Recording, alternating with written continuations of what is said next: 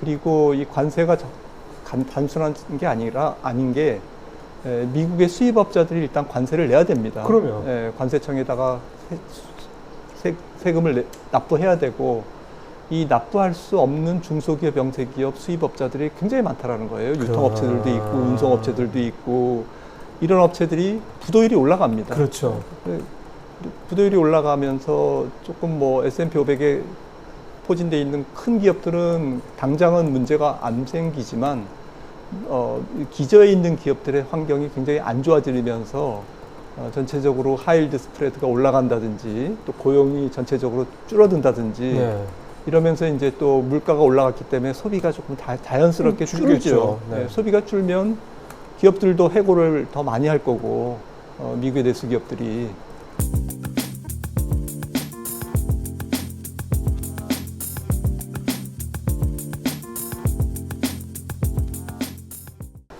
네, 투자연구 시청자 여러분 안녕하십니까. 오늘은 김한진 박사님 모시고요.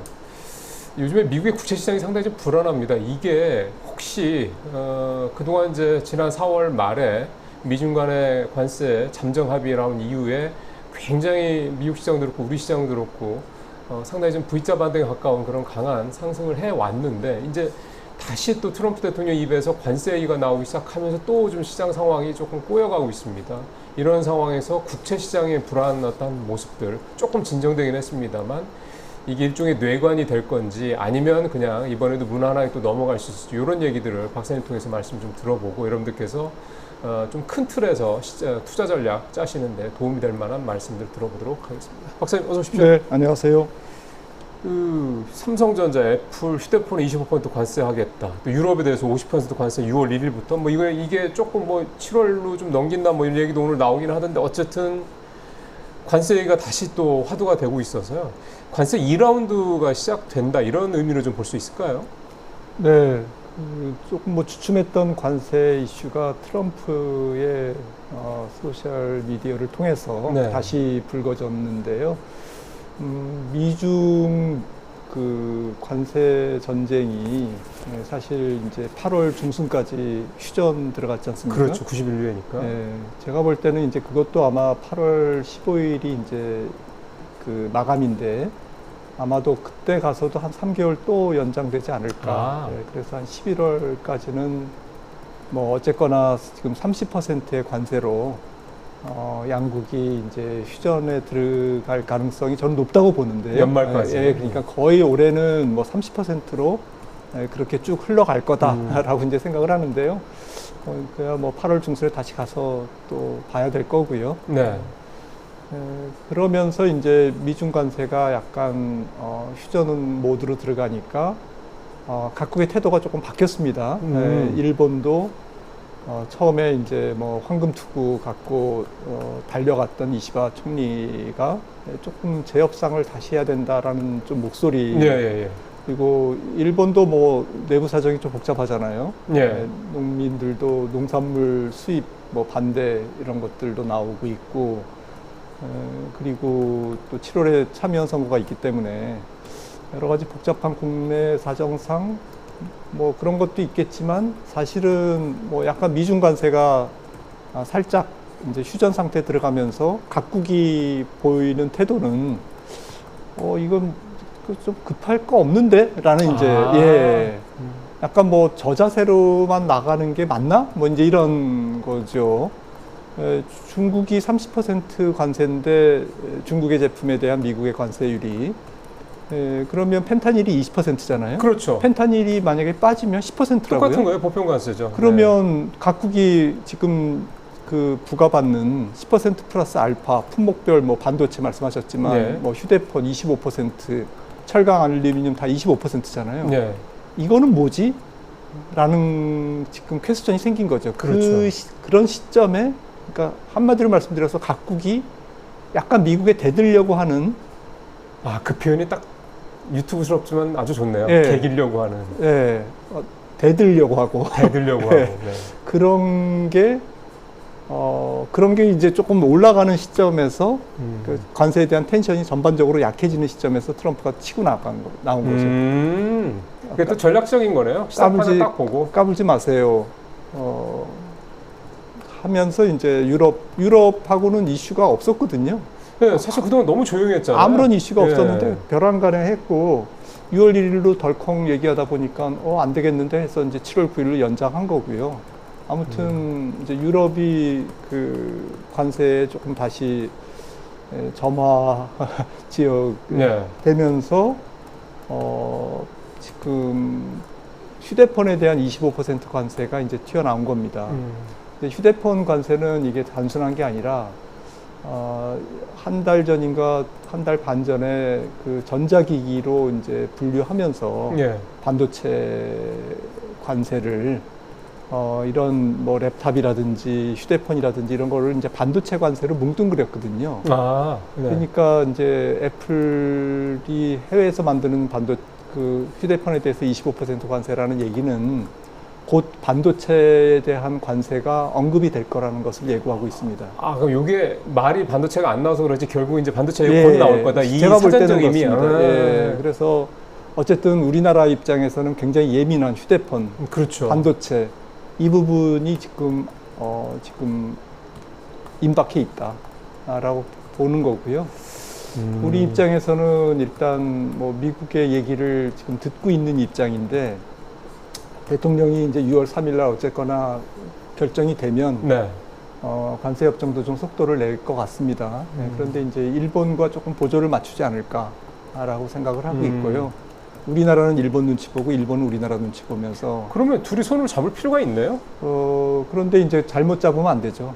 그렇죠. 예, 서로 이제 적이니까 또 일본하고 우리나라는. 그래서 근데 사실은 미국이 우리나라에게 요청하는 것은 지난번 뭐 그 회담에서 특별한 내용이 없었다고 그래요. 네. 네. 그러니까 뭘 들어드릴까요? 라고 이제 미국에 물어보고 이제 듣는 시간이었는데, 사실 뻔합니다. 우리나라는 뭐 30개월 미만 송아지, 소고기 수입하는 거. 수입하는 거. 예. 뭐 아주 좀 큰 문제가 아닌 것들이에요. 그렇죠. 뭐 그거 수용하면 되는 거고요. 예.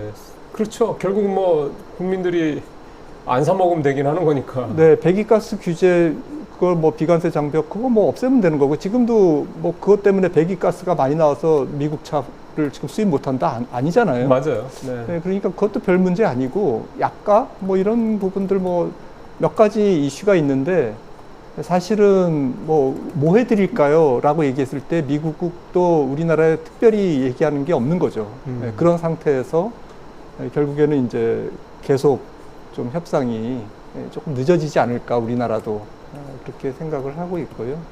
사실 이게 결국 FTA 체결 국가이기 때문에 이미 어떻게 보면은 미리 다 큰 문제들은 어느 정도 좀 다 해결이 됐다 뭐 이렇게 봐도 될까요?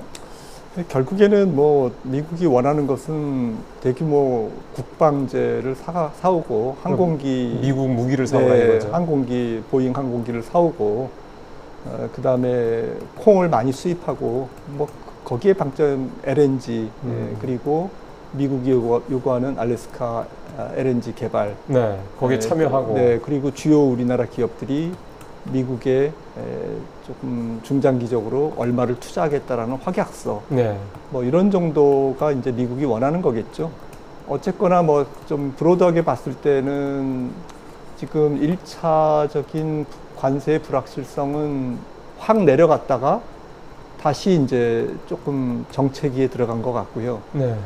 이 불확실성이 계속 내려가야 이제 주식시장은 조금 긍정적으로 반응을 하는데 이게 지금 불확실성이 내려오면서 우리 증시도 그렇고 미국 증시도 이제 반등을 했지 않습니까? 예. 이제 이런 것들은 이제 불확실성의 해소로 인한 주가 반등에 조금 그건 마무리됐다라고 네. 이제 생각을 하고 그러면 이제 앞서도 8월 15일까지는 30% 미중 관세가 예. 잘못하면 11월 우리나라 에이펙 열릴 때까지 또 3개월 그러면 하반기 만약에 관세율이 30%로 유지가 됐을 때 이 관세로 인한 2차 불확실성 1차 불확실성은 이제 거의 회담이 되느니 마느니 네. 어떤 프레임워크를 짜느니 마느니 각국이 어떻게 협의를 하느니 마느니 뭐 이렇게 설왕설래하는 과정이고 거기서 이제 불확실성이 뚝 떨어지면서 네. 주가가 반등한 거고 2차 불확실성은 그래서 어쩌라고. 관세는 계속 30%잖아, 미중 관세는. 네. 그리고 각국의 관세도 품목 관세 뭐 25% 계속 되잖아. 또 뭐 곧 뭐 6월 말 정도에는 반도체, 휴대폰 이런 관세율 어떻게 할 건데 계속 협상이 마무리될 때까지는 계속 유효한 거잖아요. 네. 최소 10% 플러스 알파잖아요. 그런 거죠. 예, 네. 보편 관세 10% 플러스 알파기 때문에 이 10%도 굉장히 높은 겁니다. 지금 사실은. 지금 10%만 되면 아이고 고맙습니다 할아버지 얘기하지만 트럼프 취임 전에는 3%였어요. 그렇죠. 이게 10%로 됐을 때 2차 불확실성, 결국에는 경기와 기업 실적에 어떤 네. 영향을 줄 거냐. 이 부분이 이제 조금 고민인 거죠. 주식시장 입장으로 되돌아오면 주식시장은 1차 불확실성은 다 잘 소화해서 지금은까지는 회피했으나 2차 불확실성이 엄습하고 있고 2차 불확실성의 이 저항을 넘어야 주가가 앞으로 좀 이 저항을 뚫고 올라갈 수 있다. 이렇게 진단할 수 있겠죠. 근데 이게 지금 워낙에 변동이 심한 양반이고 또 갑자기 내일 아침에 뭔 얘기를 할지 모르는 양반이다 보니까 기본적으로 그런 불확실성을 안고 가야 되는 거니까 일종의 이제 관세 리스크는 상수화됐다라고 봐도 이제 큰 뭐 틀린 말은 아닌 것 같은데 결국 이제 박사님 말씀하신 대로 2차, 소위 말하는 2라운드에 들어갔을 때는 결국은 이 관세에 따른 기업들의 실적 요거에 대한 부분이 어떤 식으로 결과가 나와지느냐 그게 이제 결국은 시장의 향후 전망에 방향에 결정적인 영향을 미친다는 말씀이시군요. 맞습니다. 좀 디테일하게 들어가면 작년에 S&P 500의 EPS가 한 250불 정도 됐는데 올해 원래 전망은 270불 정도, 그렇죠. 10% 정도 이렇게 증가하는 걸로 예상을 했지만 이거는 뭐 다 옛날 일이고 네. 작년 하반기부터는 관세 이슈가 터지기 전에도 이제 쭉 내려가다가 관세 이슈가 터지면서 이게 거의 올해 예상되는 기업 이익의 증가율은 미국의 경우에는 거의 작년 정도일 것 같고요. 그러니까 플랫한 성장, 그러니까 기업 이익이. 더 늘지 않는다는 네. 거죠. 작년 정도. 네. 그리고 관세율이 만약에 조금 높게 형성되면 이거 이제 역성장으로 이제 빠지는 거죠. 이런 상태. 또 매크로하게는 경제 성장률이 작년에 2.8%였는데 미국이 올해 거의 뭐 한 1.5% 미만으로 떨어질 것 같고요. 만약에 관세율이 조금 잘 협의가 안 되면 미국도 1% 미만 성장률로 작년에 비해서는 뚝 떨어질 거다. 물가는 어떠냐? 물가는 뭐 지금 소비자 물가가 근원 기준으로 2.8인데 네. 관세가 부과되기 전에는 뭐 한 2.76 이렇게 떨어지는 걸로 예상을 했는데 만약에 이제 이 관세 정책이 하반기에 우리가 보는 정도로 협의가 잘 되더라도 서로 협의가 잘 될지라도 아마 근원 CPI가 제가 계산한 바로는 한 3.5 정도로 올라갈 것 같아요. 어이구야. 네. 2.78에서 3.5면 진짜 0.78%포인트네요. 적어도 0.5%포인트 이상은 오. 올라간다라고 이제 생각을 하고 있고요. 그러면 성장률은 떨어지고, 물가는 올라간다. 그렇죠. 흔히 얘기하는 스태그플레이션인데, 예. 이 스태그플레이션의 초반 양상은 결국에는 기업 이익이 줄어드는 거거든요. 네. 왜냐하면 그거를 소비자에게 시킬 수 있는 기업도 있지만 그렇지 않은 기업도 있기 때문에 기업 이익이 줄어들고요. 그리고 이 관세가 단순한 게 아닌 게 미국의 수입업자들이 일단 관세를 내야 됩니다. 그러면 관세청에다가 세금을 납부해야 되고 이 납부할 수 없는 중소기업, 영세기업 수입업자들이 굉장히 많다라는 거예요. 유통업체들도 있고 운송업체들도 있고 이런 업체들이 부도율이 올라갑니다. 그렇죠. 부도율이 올라가면서 조금 S&P 500에 포진되어 있는 큰 기업들은 당장은 문제가 안 생기지만 기저에 있는 기업들의 환경이 굉장히 안 좋아지면서 전체적으로 하이힐드 스프레드가 올라간다든지 또 고용이 전체적으로 줄어든다든지 네. 이러면서 이제 또 물가가 올라갔기 때문에 소비가 조금 자연스럽게 줄죠. 네. 소비가 줄면 기업들도 해고를 더 많이 할 거고 미국의 내수 기업들이 아이폰 가격이 안 올라간다고 그러지만 올라간 거고 자동차 가격이 안 올라간다고 하지만 지금 4월 달 미국의 수입차 가격이 4% 상승했거든요. 지금 시작도 하기 전에 4% 상승한 겁니다. 4월 달에. 그러니까 하반기에 한 5%씩 증가하면 이거는 자동차가 팔릴 수가 없는 거죠. 그렇죠. 그렇게 비싼 차를 굳이 뭐. 네, 사실은 4월, 5월까지는 관세 때문에 미리 땡겨서 재고를 확보하고 생산을 늘리고 또 중국도 많이 수출하면서 네.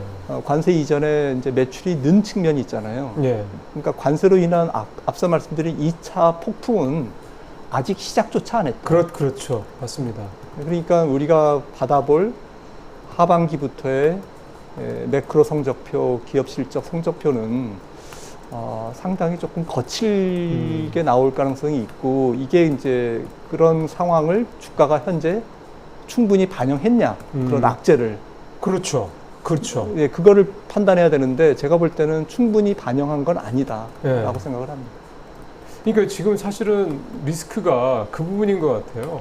시장은 뭐 기업들도 괜찮고 고용도 별 문제 없고 성장률이 좀 특히 이제 그 애틀란타 연은에서 그러는 그 GDP 나온가요? 그거가 뚝 떨어진 거 외에는 뭐 소프트 데이터 뭐 이를테면 뭐 미시간대 소비자 지수라든가 이런 거가 조금 나빠졌다는 거 말고는 실물 지표상에서 딱히 뭐가 이렇게 나타나지 않고 있으니까 뭐 계속 잘 버티고 있다 생각하는데, 박사님 말씀을 통해서 우리가 다시 좀 들어보면 아직 반영이 안 됐다라는 얘기다라는 식으로 딱 그게 되니 정말 이제 6월, 7월, 8월 이런 식으로 가다 보면 이제 정말 간단치 않은 상황들이 벌어질 거라시라는 거고, 말씀하신 대로 이게 계속 유예가, 특히 미중 간의 관세가 계속 유예가 돼서 연말까지 유예가 된다고 치더라도 그 이후에 또 상황이 어떻게 될지 모르는데, 그 단 보편 관세 10%만이라도 그게 계속해서 누적이 된다 그러면 말씀하신 그런 여러 가지 기업들 실적 안 좋아지고 부실화 가능성 높아지고 또 고용에도 영향이 맞습니다. 가고 물가 네. 또 오르니까 소비도 줄어들고, 예. 그러면 결국은 좀 악순환. 예, 악순환이 되는 네. 그런 상황이 될 수밖에 없는 건데, 그런 차원에서 말씀을 좀 드려보면, 그래서 이제 그런 걸 관세에 대한 그런 리스크를 막겠다고 이제 원래 같이 소위 말해서 패키지로 나온 게 이제 감세 문제인데, 지금 그걸 공화당이 이제 하원까지 통과를 시킨 상황이고요. 근데 이제 감세가 될 경우 관세도 지금 트럼프 행정부가 처음에 생각했던 만큼의 관세 어떤 수입이라고 할까, 이게 그렇게 있지 않은 상태에서 이제 그만큼 안 될 거죠. 이미 이제 관세율이 떨어진 상태니까. 물론 뭐 그게 여전히 뭐 만만치는 않지만, 그런 상황에서 감세는 해서 뭐 지금 의회 예산국 분석대로라 보면 10년 동안 뭐 3조 5천억 달러인가요? 계속 그것도 늘어나더라고요. 그 재정 적자의 네. 그 누적 확대분도. 그러면 과연 미국 경제가 이런 식으로 계속 과연 갈 수가 있는 거냐? 저는 그게 국제 시장에서 뭔가 자꾸 이렇게 좋지 않은 흐름으로 나타나고 있지 않은가, 그런 생각이 좀 들더라고요. 그러면은 말씀드린 그런 상황들이 이제 계속해서 미국 경제에 이제 축적이 될 텐데, 안 좋은 영향으로. 그럼 이게 이제 미국의 시장에서 어떤 식으로 발현이 될 거냐라는 거거든요. 그러니까 주식시장은 안 좋을 것 같다라는 건 상식적으로 되는데, 그러면은 뭐 달러 가치가 떨어지고 국채 금리는 확 올라가고 뭐 이런 식으로 우리 외환위기 때 나타나는 그런 식 현상이 미국에서도 과연 나타날 것이냐, 이제 이런 것들에 대한 궁금증이 생깁니다. 예, 말씀 주셨던 게 뭐 거의 제가 말씀드릴 걸 다 말씀드린 것 같고요. 지금 시점이 안 좋은 것 같아요.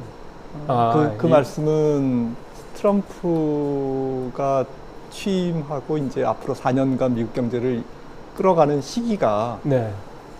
트럼프가 대통령이 안 되고 뭐 민주당이 해리스가 됐다고 하더라도 비슷한 똑같은 문제에 지금 미국은 직면하는 그런 상황에서 돈 쓰기 좋아하는 트럼프가 거기에다가 더 기름을 부었다, 이렇게 표현하는 게 저는 맞을 거라고 보고요. 그러니까 뭐 거의 도끼인 객킹이다라는 생각이죠. 누가 집권하든 간에 미국 경제는 어차피 지금 심각한 땡땡 문제에 지금 직면해 있다. 그거는 뭐냐면은 시계를 조금 뒤로 돌리면 2000년부터 전체적으로 연준이 시장에 개입을 하기 시작했습니다. 네, 금융위기 때 거의 QE를 시작해서 2000년부터요. 2000년부터요? 네, 닷컴 버블이 붕괴된 다음부터 그 전까지는 연준이 거의 QE를 안 했어요. QE라는 게 없고, 그렇죠. 소극적인 통화 정책을 펼치다가 2000년부터는 이제 나서기 시작했습니다. 전면으로. 그게 왜 그러냐면은 1980년부터 또 시계를 또 뒤로 당깁니다. 네. 예, 그러면 2000년에서 20년 전이죠. 그렇죠. 1980년 전부터 그때부터 미국은 국가 부채가 증가하기 시작했어요. 그러니까 정리해서 말씀드리면 예. 짧게 말씀드릴게요. 1980년부터 미국 부채는 GDP 대비 급증하기 시작했고 예. 2000년부터는 이제 연준이 나서서 미국 재무부와 동업자 역할을 해줬다는 거죠. 그러니까 채권을 국채를 찍어서 예. 계속 사주든지, 예, 사주든지. 네, 내지는 뭔가 경기를 부양해서 재정 수입을 늘도록 도와주든지. 예. 어쨌든 정부를 도와주기 시작한 게 2000년부터고 이거를 이제 우리는 통화 정책의 부채 화폐화 정책이라고 얘기를 합니다. 부채 화폐화 예. 정책. 예, 그러니까 부채를 돈을 찍어서 서로 내부 계정으로 돌려막기 하는 폰지 사기 같은 네. 이제 그런 건데요. 근데 그래도 국가 부채가 그렇게 높질 않았기 때문에 이렇게 순항을 했는데 2008년에 금융위기가 터졌네. 그때부터는 이제 다 이제 넥타이 풀고 상의 벗고 팔 걷어붙이고 연준이 그냥 직접적으로 나서기 시작했습니다. 버냉키가 이제 그게 이제 한 거고. QE고 예, 잘 알고 있는. 예. 예, 그래서 3차 QE까지 했고 그렇게 해서 이제 한 시름 돌렸습니다. 그 과정에서 국가 부채는 계속 늘어났습니다. 그렇죠. 그런데 이게 생각지도 않게 코로나가 왔네. 아, 코로나가 와가지고 GDP 대비 100%의 미국 부채가 124%로 확 뛴 게 2000년부터입니다. 그러면서 여기는 이제 고삐 풀린 망아지가 된 거예요. 예. 국가 부채도 그렇고 재정 적자도 그렇고 그다음에 연준의 내부 거래도 그렇고 QE도 그렇고 그래서 이 상태에서 트럼프 경제가 출범한 겁니다. 트럼프 2.0이. 그런데 플러스 트럼프는 여느 공화당 대통령보다 돈 쓰기를 좋아하고 그리고 플러스 관세가 있어요. 그렇죠. 이러니까 이게 굉장히 복잡한 방정식이 된 거죠. 그래서 제가 볼 때는 미국 금리는 앞으로 올라갈 일만 남았습니다. 그런 거죠. 네, 저는 그렇게 보는데 그렇다고 뭐 계속 5%, 6%, 7% 안드로메다로 가느냐 그런 건 아니고요. 올해 경제 성장률이 뭐 1.5% 미만이 될 거다라고 저는 말씀드렸지만 1.5% 성장률이라고 한다면 10년물이 한 3% 미만으로 찍히는 게 맞아요. 원래는. 그렇죠. 그만큼 경기가 그렇게 썩 좋지는 예. 않은 거니까 당연히 금리도 떨어져야 되는 게 맞죠. 우리 투자자 여러분들이 생각하셔야 되는 게 1.5%의 성장률이라고 가정했을 때 미국 국채 금리가 4% 위에서 놀면 그 부담을 누가 떠안느냐라는 거죠. 아, 그러니까 시장의 그 소위 말하는 펀더멘탈보다 금리가 높은 네. 거니까. 그럴 수밖에 없는 게 채권 금리가 올라가는 이유는 두 가지가 있습니다. 하나는 성장률이 높아서 인플레가 와서 네. 성장률은 낮지만 인플레가 와서 그렇죠. 두 번째 시나리오가 제일 나쁜 시나리오잖아요. 네. 근데 미국은 이 두 번째 시나리오에 플러스 알파가 있습니다. 이거는 국채 발행량이 증가해서 그러니까 정리해서 말씀드리면 성장률은 낮고 물가는 성장률보다 조금 높게 찍히고 예. 그게 구체적으로 뭐 아까 말씀드렸던 근원 CPI가 3.5가 아니더라도 3.3만 돼도 네. 높게 찍히는 거거든요. 그렇죠. 1.5% 성장률의 CPI가 근원이 2% 찍혀야 맞는 거죠. 그게 연준의 목표고. 뭐 2.5%가 되는 게 맞는 거죠. 근데 이게 도망간다는 거죠, 위로. 플러스 국채 발행이 계속 늘고 있는데 그러니까. 어떻게 늘고 있냐면은 2022년에서 2023년까지만 해도 한 2, 3년 전만 해도 4% 위에서 발행된 국채가 거의 없었어요. 네, 거의 5% 정도였는데 이게 2030년까지 몇 퍼센트로 늘어나냐면은 현재 추세로 본다면 현재 4% 위에서 만약에 국채 금리가 움직인다면 이게 20%로 늘어납니다. 발행 금리가 1% 미만인 국채가 2022년, 23년에는 거의 17%, 20% 가까이 됐어요. 네. 1% 미만. 네. 그러니까 코로나 때 0%대 찍었잖아요. 그러니까요. 이거는 2034년에 반대로 20%로 늘어납니다. 제가 잘못 말씀드렸나요? 1% 미만으로 찍힌 그 그 발행한 국채는 네. 20%에서 5%로 줄고, 그러니까 예. 저금리로 발행한 국채는 이제 가면 갈수록 줄고 예. 만기가 계속해서 예. 도래하니까 4% 지금 고금리로 발행한 국채는 계속해서 뒤로 가면서 늘어나고 네, 비중이. 5% 미만인데 이게 한 20%로 늘어나고 전 비중을 말씀하시는 비중입니다. 거예요. 네. 예, 몇 퍼센트에 발행했냐. 그런데 전체 국채 발행량 금액은 20%에서 30%가 늘어나게 돼 있어요. 그렇죠. 지금. 계속해서 네. 국채를 발행하니까. 그러니까 늘어나는데 낮게 발행한 것은 빠지고 줄고, 높게 발행한 거는 자꾸 늘고 비중이 더 그러면 커졌다는 이제 미국 재무부의 국채 부담이 훨씬 늘어나는 커지는 건데 거죠. 이자 지출 비용이 늘어나는데 어느 정도로 늘어나느냐? 지금도 프라이머리 예산 지출, 그러니까 국방비라든지 메디케어라든지 이런 것들은 공무원 월급 이런 거는 그냥 국가가 그냥 지불해야 되는 필수 항목이잖아요. 이 필수 항목보다 지금 살짝 높아요. 그런데 2034년 앞으로 10년 후에는 이게 훨씬 높아져요. 전체 예산 지출 중에서 70%에 가깝게 늡니다. 예. 그렇게 되면은 그러니까 결국 그런 문제 때문에 이런 식으로 가면 미국의 살림살이가 그러니까 그 유지가 될 수 없다 이런 우려가 계속해서 좀 나오는 거군요. 그러니까 이건 뭐 소위 채권 시장에서 얘기하는 금리를 움직이는 가장 중요한 요소인 조금 멀리 만기가 돼 있는 국채 채권에 대한 기간 프리미엄이 네. 작년 재작년부터 바닥을 치고 이제 올라오기 시작하는데 이게 계속 올라갈 것이다라는 거죠. 그렇죠. 그래서 국채 금리가 떨어지기는 어렵다라는 거죠. 그래서 뭐 이거 하루 이틀 얘기를 말씀드리는 건 아니고요. 장기적인 추세가 올라가는 추세일 거다. 근데 경기가 안 좋으면 조금 올라가고 경기가 좋으면 많이 올라가고 그리고 그리고 추세적으로는 계속 올라가면 결국에는 주식시장의 위험자산 시장에서의 수익률이 2010년에서 2020년까지는 코로나 이전까지는 연율 S&P 500 수익률이 11%였거든요. 네. 연율 11%는 굉장히 높은 겁니다. 엄청나게 높은 거죠. 근데 앞으로 10년은 지난 10년보다는 훨씬 낮아질 거다라는 거죠. 주가가 폭락한다라는 의미가 아니고 수익률이 떨어진다. 내년 주가의 수익률이 기대 수익률이 낮아질 거다라는 거고요. 그 다음에 또 한 가지는 국채 금리의 변동성이 높으면 주가의 변동성도 높아지게 돼 있습니다. 왜냐하면 금리가 낮을 때는 채권 시장에서의 변동성이 낮거든요. 채권 시장의 변동성을 우리가 MOVE라는 무브라는 지표를 쓰는데 주식시장에서 빅스처럼 이 무브가 높아지고 있어요. 높아지는 것은 채권 가격이 떨어지려고 하기 때문에 계속 높은 거예요. 즉 금리가 올라가려고 하는 힘이 강하기 때문에 변동성이 높은 거거든요. 그리고 이 변동성은 채권 시장에서의 변동성은 물가의 변동성과 굉장히 상관관계가 높습니다. 정리해서 말씀드리면 물가가 잘 안 떨어지고 채권 시장의 변동성이 높기 때문에 금리가 굉장히 울퉁불퉁하게 움직이고 하지만 추세적으로는 올라가는 추세고 그렇다면 위험자산 시장인 주가의 수익률은 과거 10년보다는 상당히 떨어지고 주가의 품질도 굉장히 나빠질 가능성이 크다.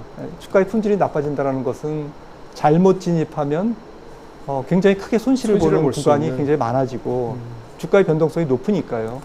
금리의 변동성 때문에 주가의 변동성이 같이 높아지는 그러니까 우리 투자자분들이 굉장히 피곤한 그러한 장세가 요즘 그런 거를 투자의 난이도가 높다라고 표현하더군요. 네. 그래서 점차 이렇게 좀 안정된 투자보다는 트레이딩을 조금 가미한 투자 그리고 좀 이렇게 시장에서 약간 뱃을 너무 길게 잡지 않는 투자 이런 것들이 좀 필요한 시대로 가고 있는지도 몰라요. 그러니까 우리가 미국 시장은 그냥 늘 우상향하는 것으로 지난 20년 동안 생각을 해왔는데 지난 20년 동안에 늘 우상향하던 그 시장이 이제 뭔가 투자자들한테 야 세상에 그런 게 어딨니? 이제는 그런 거 없어 라고 이렇게 뭔가 경고음을 지금 날리는 상황이다 라고 좀 말씀을 좀 해주셨습니다. 사실 서학개미가 최근 2, 3년 새에 급증을 했던 것도 미국에 투자를 하면 투자 리스크가 그만큼 적고 꾸준한 수익을 낼 수 있다. 폭발적인 수익이 아니더라도 손해볼 가능성보다는 수익을 낼 가능성이 높다. 그것도 뭐 적어도 1년에 뭐 2자릿수 초반이라도. 그에 비해서 한국 시장은 굉장히 변동성이 크고 뭐 좀 괜찮은 회사라고 사면 나중에 뒤통수만 게 너무 허다하고 기울어진 운동장이라는 것 때문에 이제 한국 시장은 소위 말하는 이제 떠나는 게 지능순이다 이런 말이 있었던 것처럼 작년에요. 근데 이렇게 된다고 그러면 미국 시장도 이제는 이제 서학개미들이 좀 안정적으로 수익을 낼 수 있는 구조가 당분간 펼쳐지기는 쉽지 않다 이렇게 봐야 되겠네요. 투자 전략을 굉장히 이제 미국 시장도 그냥 쉽게 생각하면 안 되겠는데요. 네, 뭐 주식시장 항상 뭐 위험하죠. 네. 그래서 뭐 어느 시장이나 그냥 변동성이라는 것은 뭐 달고 살아야 되는 운명인데 이게 조금 더 변동성이 커지면 조금 더 이제 좀 펀더멘탈에 집중하고 좀 성장하는 섹터에 가장 센 놈을 주도주를 사야 되는 그렇죠. 그런 이제 종목 선택이 조금 더 지혜로워야 될 필요성이 있고, 그 다음에 추세가 이렇게 계속 연결되기보다는 중간에 이제 약간 훅 빠지는, 네. 뭐 아무리 좋은 미국의 성장주 AI 주식도 굉장히 빠지면 예전 같으면은 한 20-30% 빠지면 끝이었는데 이게 뭐 한 50% 빠질 수도 있고, 그쵸. 그래서 결국은 못 참고 털리면 또 다시 언제 그러냐는 뜻이 올라가고, 그러니까 펀더멘탈과 관련 없이 장기적으로 엔비디아도 추세적으로 올라왔잖아요.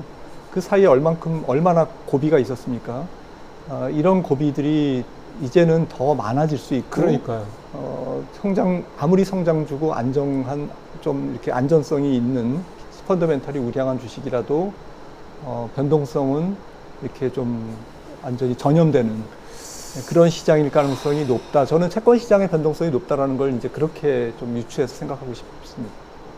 이렇게 되면 이제 사실은 어떻게 보면은 이렇게까지 상황이 이제 누적돼서 이렇게 지금 이제 불거지기 시작했다라는 말씀에 근원을 제공한 게 연준이 되는 건데, 결국 이 부분에 대한 결자 해지도 연준이 해야 될 수밖에 없지 않을까 싶거든요. 이제 오늘 이제 마지막 질문이 되겠습니다. 연준이 그럼 이런 상황을 앞으로 이제 어떻게 헤쳐나갈까요? 이미 돌아올 수 없는 강을 건넜죠, 연준은. 그래서 아마 망해가는 각도로 갈 것 같습니다. 근데 이 기축통화가 망해가는 거는 단순하지가 않은 게 결국에는 이제 군사력이 힘을 잃을 때 중국의 과거 사례를 보면, 과거 사례를 보면 결국에는 이제 지금 여러 가지 패권 쪽에서 미국이 중국에 이제 한두 개씩 이렇게 추격을 당하고 있지 않습니까? 이제 그런 것들이 제일 마지막에 이제 추격을 당할 게 기축통화의 지위, 또 금융 중심지로서의 지위 이런 것들인데요. 이건 제일 마지막에 그 상실이 됩니다. 언제 상실이 되냐면 군사력이 조금 약해질 때, 중국에 비해서. 그러니까 아직 멀다라는 그렇죠. 거죠. 당장은 아닌 네, 거죠. 그 말씀은 뭐냐면은 연준의 역할은 앞으로도 5년, 10년 더 갈 거다. 혹은 더 갈 수도 있죠. 한 20년, 30년. 우리가 뭐 너무 길게 생각할 필요는 없지만 연준은 돌아올 수 없는 강을 건넜다. 이미 이제 재무부와 아주 끈끈한 동업자 관계다. 그리고 그럴수록 연준의 돈 풀기는 미국 재정 수지에 더 압박 요인으로 작용하는 아이러니죠. 근데 안 도와주면 또 더 나빠지니까 도와줄 수밖에 없고, 그 도와주는 것은 결국에는 채권을 사주고 돈을 더 찍어서 경기를 부양하고 이제 이런 건데, 그게 더 재정 수지를 악화시키는 돌이킬 수 없는 그런 과정으로 가고 있는데 언제까지 갈 거냐? 5년, 10년 그 이상은 너끈히 갈 거다. 그러니까 미국 국채 시장이 경쟁력을 잃는다라는 걸 조금 구체적으로 표현드리면 달러가 폭락하고 달러 가치가 미국 국채 시장이 붕괴되는, 즉 미국 국채 금리가 5% 6%가 아니라 10% 이상으로 이렇게 완전히 국채 시장이 대폭망하는 그러한 과정은 당장은 아니다. 하지만 제 생각에는 그 예고편이 계속 올해부터 상영이 될 것 같아요. 무서운 얘기죠, 사실. 예, 그 예고편이라는 것은 아까 말씀드렸듯이 물가가 잘 안 잡히고 금리가 상당히 우상향 추세로 가고 그러다 보면 결국에는 아무리 연준이라 할지라도 금리를 올해 많이 못 내리는 거죠. 그러니까요. 예, 그래서 많이 못 내리기 때문에 지금 선물 시장에서도 원래 3번 내리는 게 뭐 거의 확정적이었는데 지금은 상당히 확률이 낮아졌고요. 네. 2번 내리는 게 한 뭐 50%가 안 되는 것 같아요. 네, 지금 패드워치 예. 선물 시장에서. 계속 밀려서 지금 뭐 9월이나 돼야 뭐 내릴까 얘기를 하는데 네. 만약에 앞서 박사님 말씀하신 대로 금리가 국채금리나 이런 시장 금리가 계속 올라간다고 그러면 연말로 또 밀리겠죠. 네, 그래서 저는 뭐 일단은 그 관세 정책이 어떻게 될지 모르겠지만 조금 계속 딜레이되고 앞서 말씀드렸는데도 중국 미중 관세도 거의 뭐 11월, 10월 이후에 마무리가 된다고 그러면 연준 입장에서도 그 전에 금리를 적극적으로 내리기는 어렵거든요. 네. 그래서 한 번 정도 내리고 아마 이제 미중 협상 다음에 조금 경기에 리세션이 오면 그 다음에 한 번 더 내린다든지 내년으로 이연될 수도 있고요. 그렇다고 보면 올해 한 번 정도로 그칠 가능성이 더 높다라고 생각을 하고 있고요. 네. 그러니까 연준이 금리를 많이 못 내리니까 결국에는 국채 장기물 금리도 잘 안 내려오는, 그렇죠. 못 내려오죠. 잘 안 네. 내려오는 이제 그런 네. 다 연결된 거죠. 예, 사실 박사님이 되게 말씀을 워낙 젠틀하게 하시는데 어떤 안 좋은 거에 대한 악재에 대한 말씀도 되게 이렇게 풀어서 그렇게까지 좀 자극적으로 표현 잘 안 쓰시는 분이거든요. 근데 오늘 말씀은 제가 박사님이랑 한 20년 넘게 방송도 하고 사석에서 만나서 말씀도 듣고 이제 들은 걸 가장 센 표현을 좀 많이 썼다는 생각이 좀 들어요. 죄송합니다. 그게 뭐 저희가 이제 유튜브이기 때문에 그렇게 자극적인 표현을 쓰셨다는 게 아니라 그동안에 뭐 거의 이제 매달 출연을 하시면서도 이런 표현을 쓴 적이 없는데 그건 그만큼 지금 미국의 경제 상황이 우리가 옛날에 알던 글로벌 넘버원 국가의 위상은 이미 많이 무너져 가고 있다라는 거를 좀 보고 계시다, 목도하고 계신 거를 지금 오늘 일부 조금 풀어서 말씀을 하셨다는 생각이 좀 들고요. 사실은 이게 말씀하신 대로 갑자기 20년 안에 확 망가지지는 않을 수 있는데 계속 쌓인다라는 거죠.